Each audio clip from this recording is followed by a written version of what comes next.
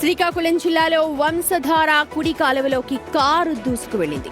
ఎదురుగా వస్తున్న వాహనాన్ని తప్పించబోయి అదుపు తప్పిన కారు నేరుగా కాలువలోకి జారిపోయింది. కాలువలో నీటి ప్రవాహం ఎక్కువగా ఉండటంతో కారు నీటిలో కొట్టుకుపోయింది. సారవకోట మండలం కిన్నెరవాడ గ్రామ సమీపంలో ఈ ప్రమాదం జరిగింది. ప్రమాద సమయంలో కారులో 3 వ్యక్తులు ప్రయాణిస్తున్నారు. కారు కాలువలోకి జారి పడగానే డ్రైవర్ స్థానికుల సహాయంతో సురక్షితంగా బయటపడ్డారు. అయితే కారులో ఉన్న మరో 2 ఆచూకీ ఇప్పటి వరకు తెలియడం లేదు. కాలువ మధ్యలో కూరుకుపోయిన వాహనాన్ని రెస్క్యూ టీం అయితే బయటకు తీసింది. గల్లంతైన మరో 2 కోసం గాలింపు చర్యలు కొనసాగుతున్నాయి. మా ప్రతినిధి ప్రసాద్ మరింత సమాచారం అందిస్తారు. ప్రసాద్, ఈ ఘటన ఎట్లా జరిగింది?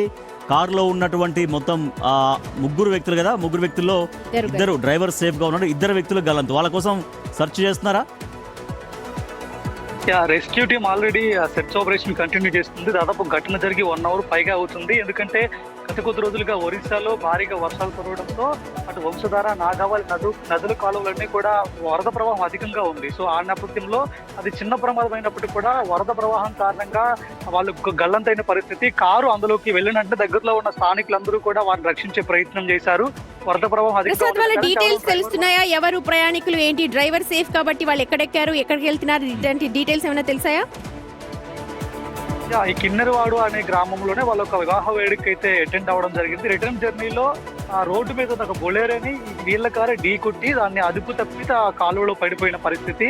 సో రిమైనింగ్ 2 కూడా బంధువులను తెలుస్తుంది. పెళ్లికి వాళ్ళు అటెండ్ అయ్యి తిరిగి వెళ్తున్న టైంలో ఈ ప్రమాదం జరిగింది. కాలువలో ప్రవాహం అధికంగా ఉండడం కారణంగా వాళ్ళు గల్లంతయ్యారు. వాళ్ళ కోసం రెస్క్యూ ఆపరేషన్ కంటిన్యూ అవుతుంది. డ్రైవర్ పరిస్థితి కూడా ప్రజెంట్ విషమంగానే ఉంది. హాస్పిటల్కి తరలించారు. సో వాళ్ళిద్దరి కోసం గాలింపు చర్యలు అయితే కంటిన్యూ అవుతున్నాయి. Right, thank you Prasad.